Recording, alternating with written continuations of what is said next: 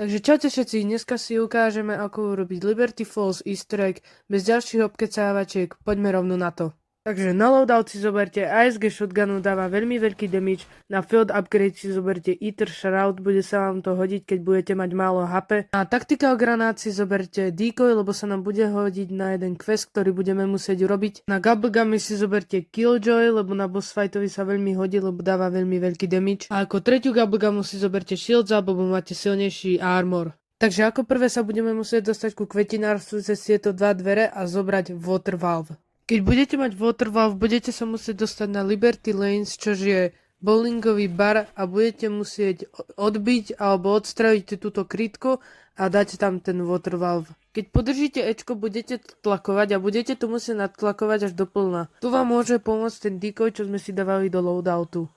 Keď to dokončíte správne, malo by vám z toho vypadnúť tlakové meradlo. Keď máme tlakové meradlo, budeme musieť získať tool všetky. Tool všetky získame z Groundskeepera, ktorý sa nachádza na cintoríne vedľa kostola. Keď sa vám nechce Groundskeeper spawnúť, skúste nechať každú jednu waveu jedného alebo dvoch zombíkov na konci.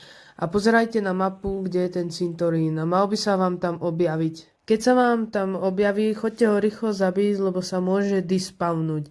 Keď ho zabijete, dropne tool všetky. Keď zodvihnete ten kľúčik, budete sa musieť dostať na túto lokáciu a otvoriť túto stajňu. Dnu budete mať handbrake. A na poslednú časť budeme potrebovať Mangler Cannon. Môžete si ho buď vykraftiť za 1250 solvidžov alebo získať z Mangalera.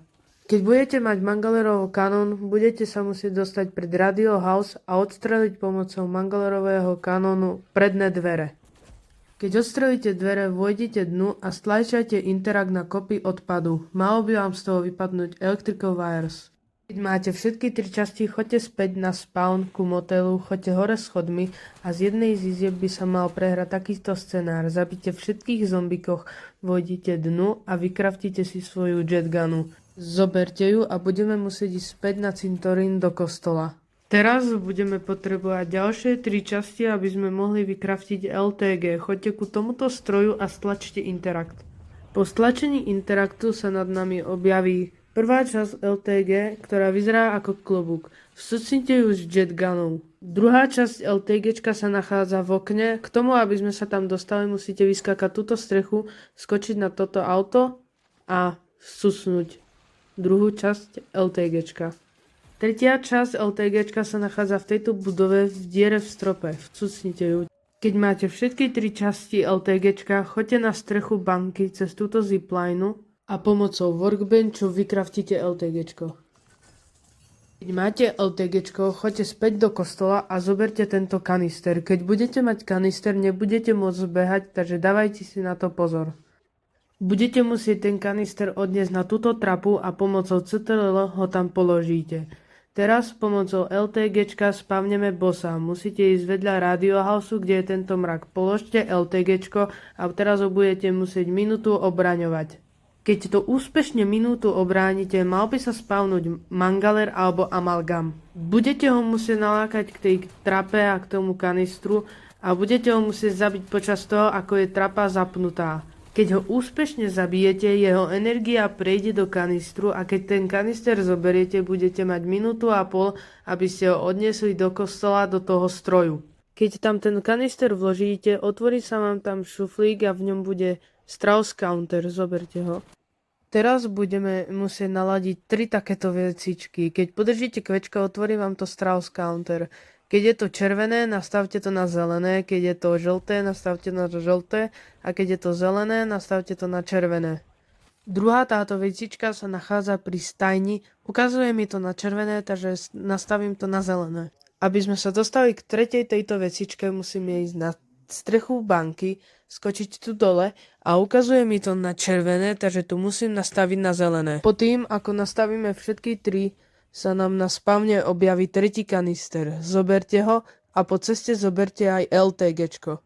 Kanister položíme zasa na trapu a LTGčko odnesieme ku cintoríne. Na cintoríne sa spavnou mrak, položte pod neho LTGčko a zasa budete musieť minútu ho obráňovať. Keď ho úspešne ubránite minútu, spavne sa Amalgam alebo Mangaler.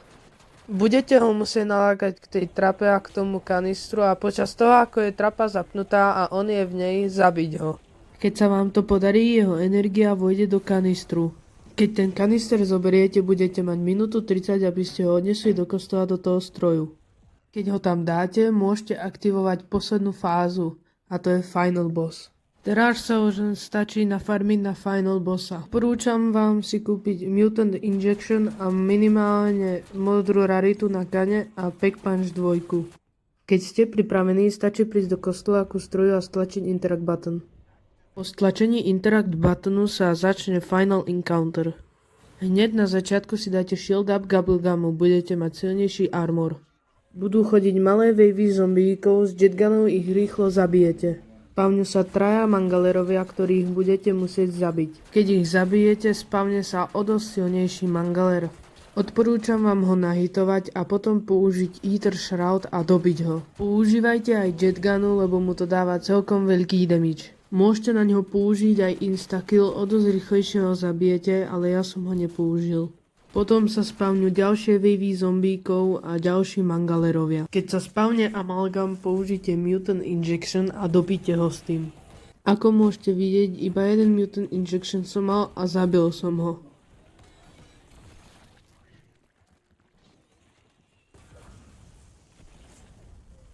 Keď vás to zabije, znamená to, že ste dokončili Liberty Falls Easter egg. Cutscénu som skipol, lebo vám nič nechcem spoilovať. Ale ďakujem, že ste pozerali toto video, budem rád, ak zanecháte like a odber, lebo veľmi som sa nad týmto videom natrápil, takže vidíme sa na ďalšom. Čaute.